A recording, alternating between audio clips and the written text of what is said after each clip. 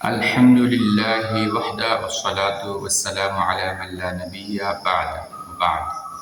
সম্মানিত দর্শক শ্রোতা, আমাদের দেশ সহ কয়েকটি দেশের মধ্যে একটি খেলা হয় নৌকা বাইচ। এই খেলাটা জায়েজ কিনা? দেখুন, ইসলামের মধ্যে ৩টি খেলা এরকম রয়েছে যেগুলোকে জায়েজ বলা যায়। এর মধ্যে একটা হলো ঘোড়া দৌড়ানো শিখা, ঘোড়ার পরিবর্তে বর্তমান যুগে যেটা যুগের সাথে যায় খাপ খায় সেটা শিখা।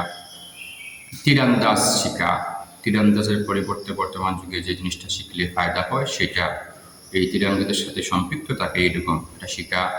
সাঁতার শিখা, ঘোড়া দৌড়ানো, তীরন্দাজ, তীর মারা শিখা এবং সাঁতার শিখা, এই ৩টি খেলাকে ইসলাম জায়েজ মনে করে সুযোগ দিয়েছে।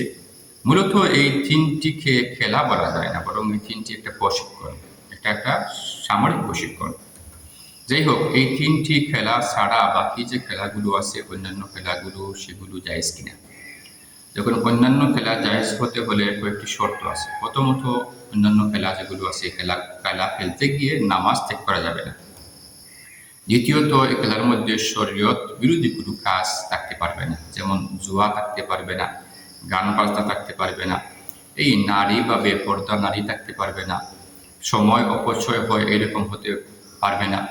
এই কয়েকটি বিষয় যদি পাওয়া যায় তাহলে সেগুলো জায়েজ হতে পারে। শুধু শরীরচর্চার জন্য, কেউ যদি শরীরচর্চার জন্য কোনো খেলা করে তাহলে জায়েজ হতে পারে। কিন্তু নৌকাবাজ যেটা রয়েছে এর মধ্যে জুয়া সম্পৃক্ততা রয়েছে। এই জন্য আল্লাহ পাক রব্বুল আলামিন সূরা মাইদার ৯০ নম্বর আয়াতের মধ্যে আল্লাহ বলছেন, ইয়া আইয়ুহাল্লাযীনা আমানু ইন্নামাল খামরু ওয়াল মাইসিরু ওয়াল আনসাবু ওয়াল আজলাম রিজসুম মিন আমালিশ শাইতান। আল্লাহ এই আয়াত দ্বারা জুয়াকে হারাম করেছেন।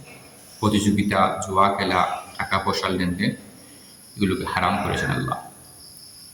দ্বিতীয়ত, এই নৌকা বাইচের মধ্যে গান বাজনার সম্পৃক্ততা আছে।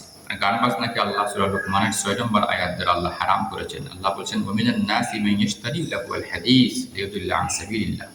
এই আয়াত দ্বারা আল্লাহ গান বাজনা হারাম করেছেন। ৩ নম্বর, এইটা একটা সময় নষ্ট করা, সময় অপচয় করা।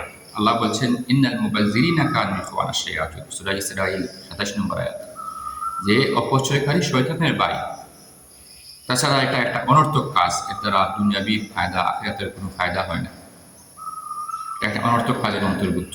আর মুমিন বান্দা অনর্থক কাজ করতে পারে না। আল্লাহ বলছেন, ওয়াল্লাযীনা হুম আনিল লাগwi মু'রিদুন, সূরা মুমিনুন ৩ নম্বর আয়াত, ওয়াল্লাযীনা হুম আনিল লাগwi মু'রিদুন। মুমিন বান্দা অনর্থক কাজ, অনর্থক কথা থেকে বিরত থাকে। সুতরাং নৌকা বাইচের সাথে এই কয়েকটি হারাম কাজ, জুয়ার সম্পৃক্ততা এবং গান বাজনার সম্পৃক্ততা, সময় নষ্ট করা, অপচয় করা, এগুলোর কারণে নৌকাবাজ দেখা, খেলা দেখা কোনোটি জায়েজ নয়, এগুলো গুনার অন্তর্ভুক্ত। মূলত এই সব ধরনের খেলাগুলো অমুসলিমরা আবিষ্কার করেছে। আপনি তালাশ করলে দেখবেন এগুলো অমুসলিম বা কাফিররা আবিষ্কার করেছে এই মানুষের সময় নষ্ট করার জন্য, মানুষকে অন্যদিকে নেওয়ার জন্য, মানুষের জ্ঞান অন্যদিকে নেওয়ার জন্য। এই জন্য এই নৌকাবাজ খেলা দেখা এবং খেলা উভয়টি নাজায়েজ এবং গুনাহের কাজ। আমরা যারা অতীতে করেছি আল্লাহর কাছে মাফ চাবো, ভবিষ্যতে করব না। আল্লাহ যেন আমাদেরকে বুঝার তৌফিক দান করেন।